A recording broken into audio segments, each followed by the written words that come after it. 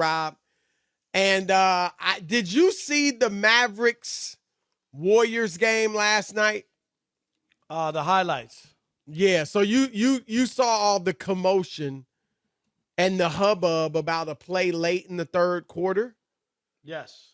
For those that might not have seen it, the Golden State Warriors beat Dallas 127-125 on the road. That was their second straight road win for the Warriors. So, maybe they're playing a little bit better on the road. But anyway, they obviously won by 2 points. And with 1:56 left in the third quarter, a player for the Warriors missed the three-pointer.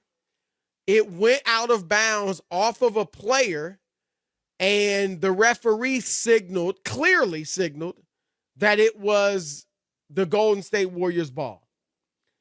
And then fairly quickly, he signaled for a timeout that the Mavericks had called, and he pointed to the Mavs. And Kevon Looney for the Warriors, Rob, did initially look at the referee like, what? He thought he was calling the ball for the Mavericks. And the ref explained to him quickly, no, that was a timeout. It's Warriors ball. And the Mavericks were lined up, right, Chris, on the offensive end? Well, at this point, no. I mean, I'm just explaining the actual play first. And then they go to the bench and they have their timeout. And then when they come back out on the floor, Golden State lines up for an out-of-bounds play underneath its own basket, or, the basket is trying to score it. And the Mavericks are on the other side of the court. Two of their players are at half court just looking at the Warriors. And the Warriors are like, okay. And they throw it in to Kevon Looney, and he goes in for an easy dunk. And that was 2 points. And look, I think most people would understand, Rob, okay, I'm not saying every bucket isn't important, but Rob, you got 14 minutes left. That 2 points, I would not say, even though they lost by 2, that was the game, that it would have been a tie had it not been for those 2 points. Because, Rob, everything changes now, right? Maybe the Mavericks play or the Warriors play more desperately because they don't have those 2 points. Whatever. You can't say that something with 14 minutes left to go, it would have been the outcome of the game or been the deciding factor in the game. But the controversy is that Mark Cuban started tweeting that the official had initially called the ball for the Mavericks and confused them. But when you look at the tape, Rob, he didn't call it for the Mavericks. I don't know what in the world Mark Cuban's looking at. He clearly called the ball for the Warriors. That is questionable, and the confusion is that official Michael Smith must have thought the ball was Dallas's ball because he was positioned on the same end of the floor as the Mavericks. Well, one of the three. Why was he one there? Of the three? I have no idea. Do you understand what I'm saying? He shouldn't have been there. That doesn't matter to me. I'm just saying. Right.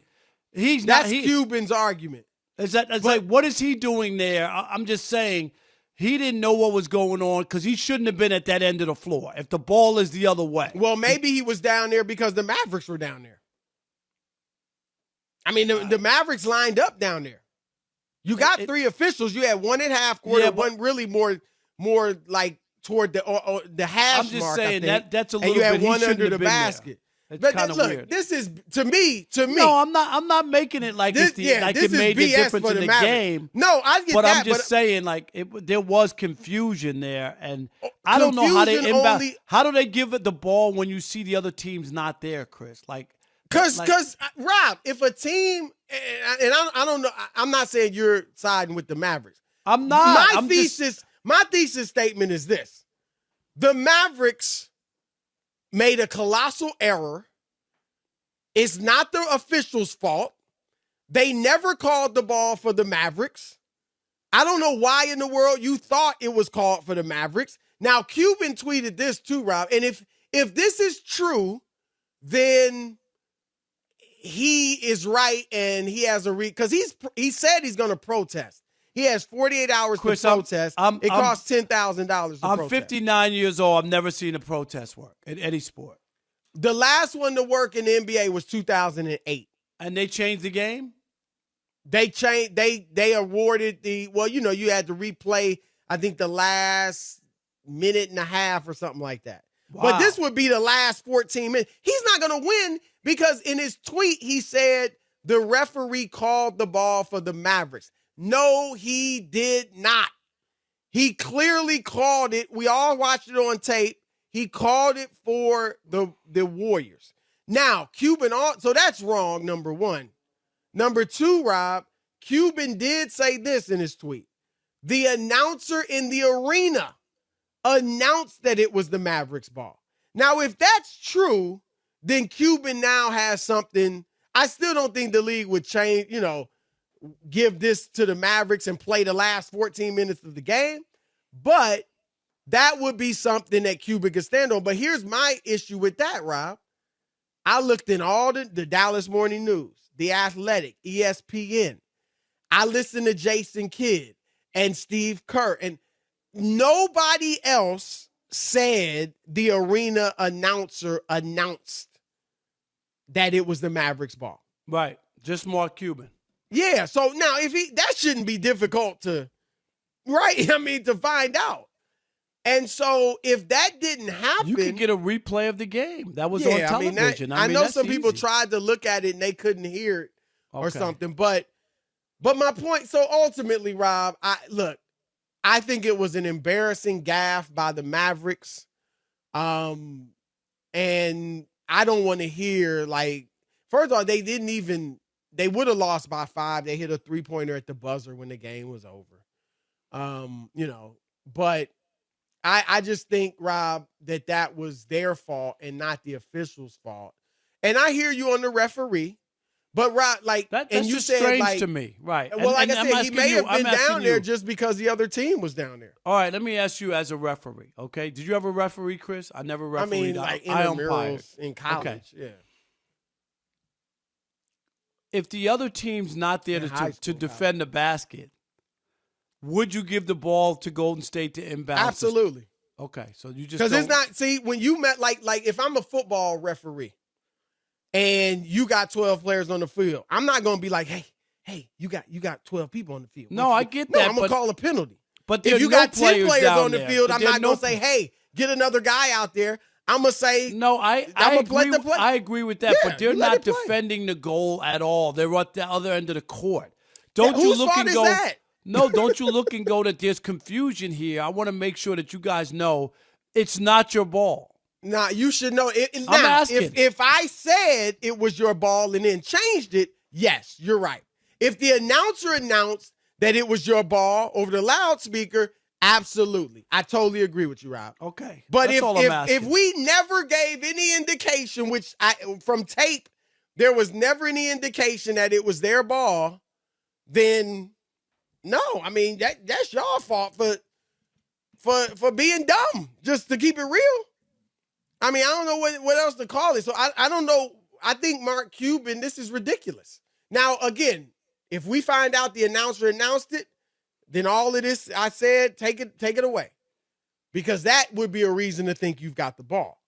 But I didn't hear Jason Kidd say, yeah, the announcer announced it. I didn't hear Steve Kerr. Steve Kerr said when he saw them lined up on the other side of the court, he was like, I had to really do a double take and think, like, is this our basket? You know, he didn't say, well, yeah, I mean, I get it because the announcer said it was, like nobody else heard it. And so I just think it's a mistake. But ultimately, Rob, I want to talk a little bit about the Mavericks. They are 3-6. This is interesting. Kyrie didn't play last night, and they played well, but they lost the Mavericks. Mm-hmm. Or, they were close enough to try to win, have a chance to win. But they're 3-6 in games with Luka and Kyrie playing. And this isn't great either, but they're 4-5 when one or the other plays. Like when Luka plays without Kyrie. Or they actually have a better record. Yeah, and I think it's because, Rob, they are so used to playing a one-man show.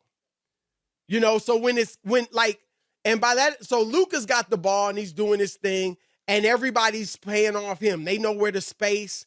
They know, when to set the picks because they're just playing off him and getting to the right spots for him to pass it to him or shoot it if he doesn't shoot it. Same thing with Kyrie, right? When Luka's out, Kyrie just steps into Luka's role and they're fine. But when you got both of them out there, now you got two playmakers and the other three, the spacing is a little off. I don't think they instinctively know what to do and where to go. And I think that little split-second difference hurts them because obviously they're a better team with both of them as far as talent. But going forward, what do you think happens? I mean, they gave up a lot for Kyrie. Are they going to? I mean, at this point, Rob, look, we'll see what happens in the playoffs, right? But if they go out in like the first round or losing the play-in, I don't know. I would think that Kyrie's probably not going to be back. I mean, they might bring him back and say, we'll try it, right? We'll try it a second. But they might not offer him the kind of contract that he wants, so he might not be there anyway. I definitely don't think they'll do that. I definitely don't think they'll do that. I think the challenge, the problem, for lack of a better word, in Dallas, Rob, is that Luka, and I'm not even saying it's his fault, but they got Luka doing everything. Just like LeBron was doing everything in Cleveland his first go-round there. And that's hard to win a championship. And I don't think they're going to be able to win big like that. And so I think they should actually be playing differently. It's kind of like when it's a different, era, and so the style is a little different. But you remember when Phil Jackson took over the Bulls. And he said, look, we can't have Michael Jordan doing everything. Right, you're not going to win like that. Right. LeBron didn't win that way. Mike didn't win that way.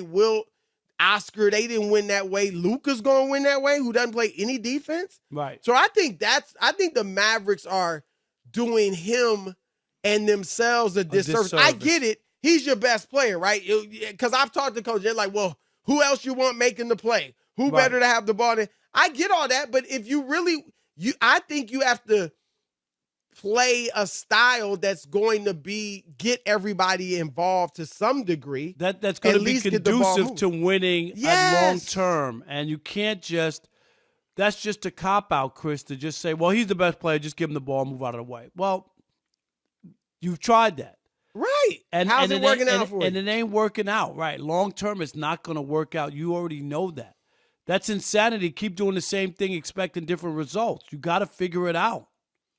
And also, Rob, and you know this, it's not going to attract other superstars. Now, Kyrie was traded there, but you know what I mean? Like, it's not like anybody that can really do something on their own is not going to want to go there and just play off Luka. Now, Kevin Durant could because he's a unique superstar in the way he plays. He can play anywhere. He can play with the Harlem Globetrotters. Right, and get his. But your average guy, and LeBron kind of had that issue too, Rob. So it's not just Luka, but I just think that style of play is doing them a disservice.